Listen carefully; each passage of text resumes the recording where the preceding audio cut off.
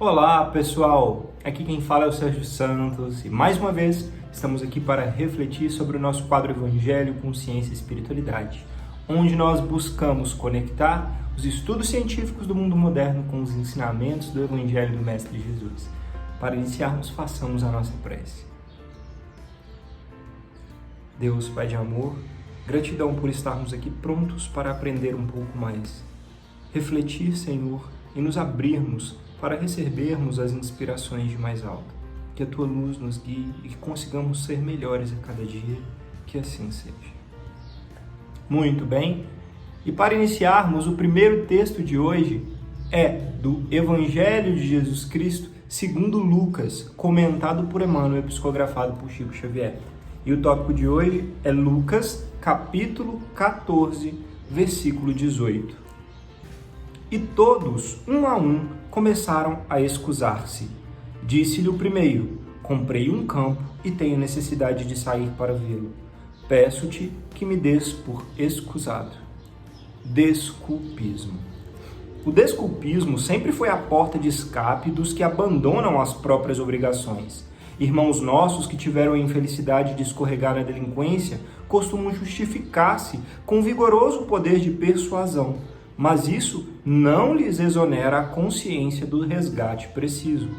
Companheiros que arruinaram o corpo em hábitos viciosos arquitetam um largo sistema de escusas, tentando legitimar as atitudes infelizes que adotaram, comovendo a quem os ouve. Entretanto, acabam suportando em si mesmos as consequências das responsabilidades a que se afeiçoam. E ainda agora, quando a doutrina espírita revive o Evangelho, concitando os homens à construção do bem na terra, surgem as pencas, desculpas disfarçando deserções. Estou muito jovem ainda, sou velho demais, assumi compromissos de monta e não posso atender, minhas atribulações são enormes, obrigações de família estão crescendo, os negócios não me permitem qualquer atividade espiritual, empenhei-me em débitos que me afligem, os filhos tomam meu tempo, os problemas são muitos. Tantas são as evasivas e tão veementes aparecem que os ouvintes mais argutos terminam convencidos de que se encontram à frente de grandes sofredores ou de criaturas francamente incapazes, passando até mesmo a sustentá-los na fuga. Os convidados para a lavoura da luz, no entanto, engodados por si próprios, acordam para a verdade no momento oportuno e, atados às ruinosas consequências da própria leviandade, não encontram outra providência restauradora senão a de esperarem por outras reencarnações. Que assim seja. Bem, esse primeiro texto de hoje vem falar, e tem como título Desculpismo. Quem de nós nunca, é uma das principais lutas que nós todos temos que ter com o nosso íntimo. Podem ter uma certeza, todos nós aqui na Terra estamos em um nível aproximado de evolução e temos todos problemas todos os dias. Cada um do seu jeito, da sua forma, alguns demonstram e falam e muito visíveis, outros mais íntimos, mas todos têm problemas. Claro, nós já vimos várias vezes que a diferença toda está em como lidar com esses problemas. Porém, o que esse evangelho de hoje vem nos falar é o seguinte: irmão, você tem problema, outros têm problemas, mas o trabalho para resolver esses problemas não é quando tudo estiver solucionado, é ajudando ao próximo e colocando as mãos à obra em serviço enquanto os problemas estão acontecendo. Porque é exatamente esse serviço e essa visão do todo que vai fazer com que os problemas fiquem mais leves, com que tenhamos auxílio para resolver os problemas e que a gente consiga viver a vida tirando o foco somente dos problemas. Olha, então, essa lista de desculpas que Emmanuel nos deu aqui, quem de nós nunca? Qual de nós não tem alguns desses problemas? Eu sou muito novo, eu sou muito velho, eu tenho filho, eu tenho muita dívida, eu tenho muito trabalho, eu tenho muitas obrigações, eu tenho doenças, seja o que for. Quantos de nós tem alguma dessas desculpas para parar ou nem mesmo iniciar o serviço de auxílio à comunidade, ao próximo? São os desculpismos. E a grande questão, como disse Emmanuel, é o seguinte: o viciado que destruiu o próprio corpo pode ter sim muitas justificativas para ter chegado àquele ponto, mas ele sempre teve o livre-arbítrio de buscar uma forma de sair e parar. E, por mais que se tenha desculpas, ele vai ter que suportar no próprio corpo as consequências do que foi feito. Lei de ação e reação, lei do universo de nosso Deus, divino, perfeito e imutável. Então, quando nós damos desculpas para não fazer as coisas, para nós, às vezes, nós mesmos às vezes acreditamos nas nossas desculpas, a gente acaba tendo que colher as consequências disso, cedo ou tarde, de uma forma ou de outra. E como disse Emmanuel, às vezes, só em outra encarnação a gente vai ter a oportunidade de reparar os erros que a gente escolheu não se esforçar para consertar neste momento.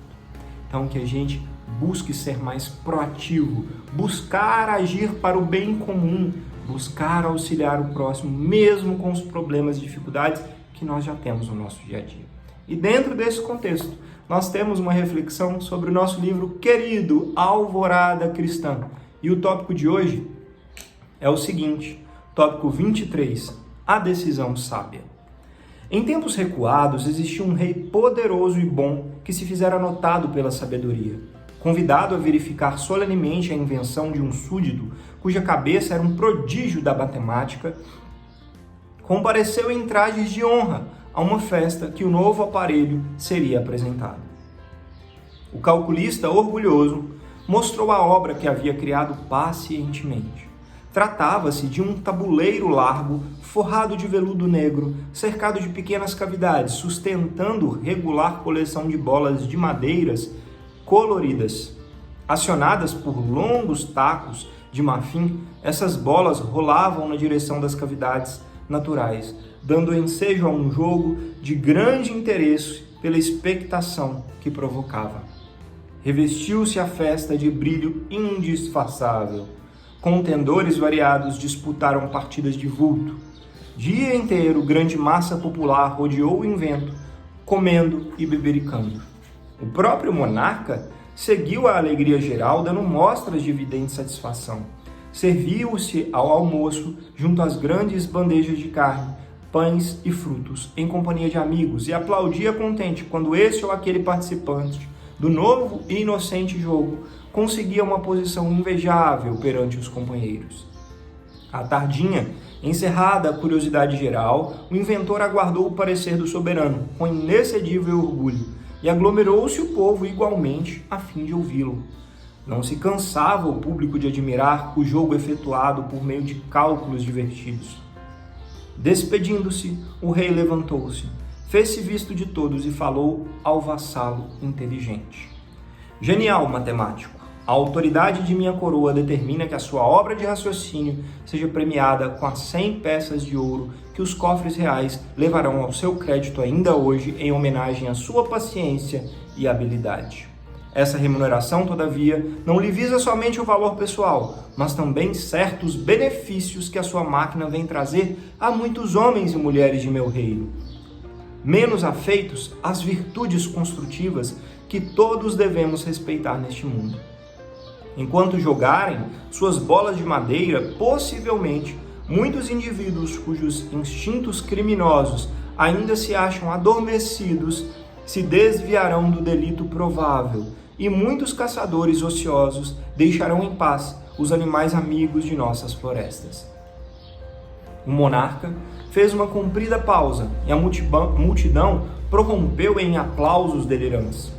Via-se o inventor cercado de abraços quando o soberano recomeçou.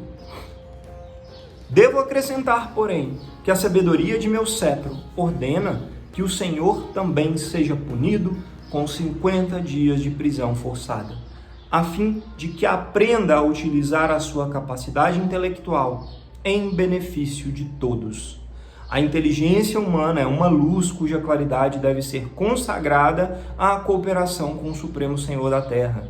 Sua invenção não melhora o campo, nem cria trabalho sério, não ajuda as sementes, nem ampara os animais, não protege as fontes, nem conserva estradas, não colabora com a educação, nem serve aos ideais do bem. Além disso, arrasta centenas de pessoas, qual se verificou neste dia conosco, a perderem valioso tempo na expectativa inútil. Volte aos seus abençoados afazeres mentais, mesmo no cárcere, e dedique a sua inteligência à criação de serviço e utilidades em proveito de todos. Porque se o meu poder o recompensa, a minha experiência o corrige. Quando o rei concluiu e desceu da tribuna, o inventor se fizera muito pálido. O povo não bateu palmas. Entretanto, toda a gente aprendeu, na decisão sábia do grande soberano, que ninguém deve menosprezar os tesouros da inteligência e do tempo sobre a terra. Que assim seja. Bem, essa história vem corroborar o que nós refletimos no Evangelho sobre o bem comum. O nosso esforço para agir no bem comum, mesmo mediante aos intempéries e dificuldades da vida. Nesse texto, um rei veio receber uma invenção de um brilhante, inteligente matemático que fez um jogo como parecido ali na descrição com o jogo de sinuca, de bilhar, com bolas coloridas que eram jogadas em buracos. E o que aconteceu foi nessa inauguração, a população de todo o reino ficou lá olhando enquanto poucos jogavam, o próprio rei observando tudo, riram, e o rei, ponderou ao final. Bem, meu filho, você vai receber uma gratificação pela invenção, que pode ajudar principalmente com aquelas pessoas que ainda não têm uma conexão tão grande com o bem comum, que são delinquentes, que são matadores de animais, que são bandidos, que podem acabar matando o tempo com esse jogo, ao invés de praticar o mal. Porém, esse jogo não vai trazer benefícios para a sociedade, para o bem comum e para a população como um todo, a não ser para esses que eu estou citando. E por isso, você também vai ficar 50 dias na cadeia. Então, por mais que eu te pague a recompensa, você vai passar 50 dias na cadeia refletindo sobre como você pode usar a sua grande inteligência para o bem da sociedade como um todo. Se você tivesse ficado inventando uma coisa que melhorasse estudos, escolas, estradas, rodovias, com a sua brilhante inteligência, você traria tantos benefícios para a sociedade que você não pensou sobre isso. Fez um jogo que tem o seu mérito, mas que não vai ajudar o bem comum.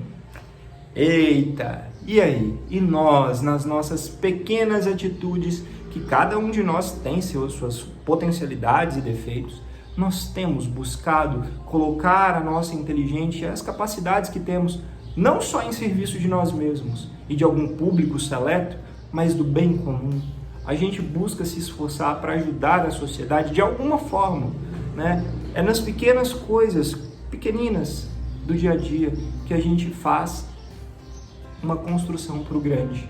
Então, que a gente possa ser mais reflexivo e esforçado para colocar a nossa capacidade, seja ela qual for, desde cozinhar e ajudar alguém com o que fazemos e cozinhamos, desde arrumar uma casa, um lugar e fazer isso pelo bem comum, até as grandes invenções, pesquisa, ciência, que a gente pode fazer não só em proveito próprio, mas também pensando na sociedade. Alinhar meio termo, meio do caminho, que a gente se esforce para ser melhor. Um dia a gente chega lá. E dentro deste contexto, nós trouxemos um artigo científico muito interessante, cujo título é o seguinte: Interesse próprio e bem comum. : o impacto das normas do egoísmo e do contexto das opiniões sobre política social.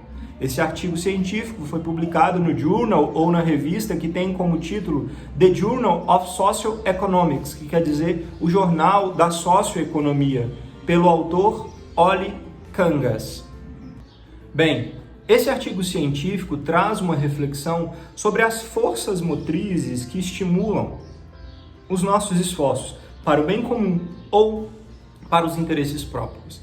E ele mostra como existem diversas situações e foram analisados diversos trabalhos e estudos mostrando que, no final, quando a gente coloca políticas que são sociais, interesses que são gerais, é mais fácil as pessoas pensarem sobre o bem comum.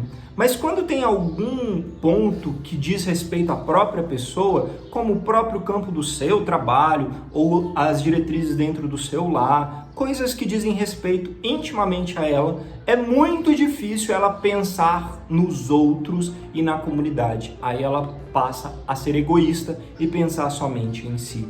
E existem formas e estratégias de nós melhorarmos isso, que é ensinar as regras e políticas sociais. Quando a pessoa passa a conhecer o que é o certo, tem conhecimento sobre as normas e diretrizes do que seria o correto de agir, ela começa a refletir e pensar.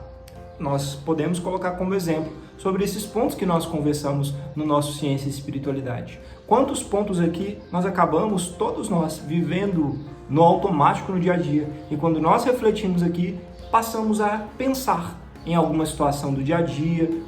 Lembrei daquilo. Será que eu posso agir como por aqui? Então, é isso.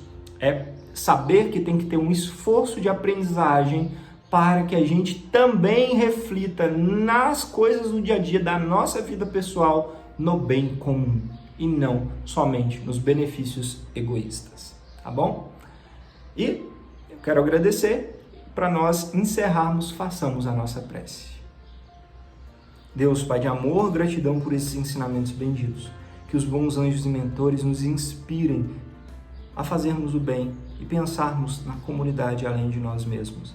Que eles recebam as graças de mais alto e que as necessidades dos nossos corações e daqueles que nos rodeiam possam ser também amparadas pela luz divina. Que assim seja.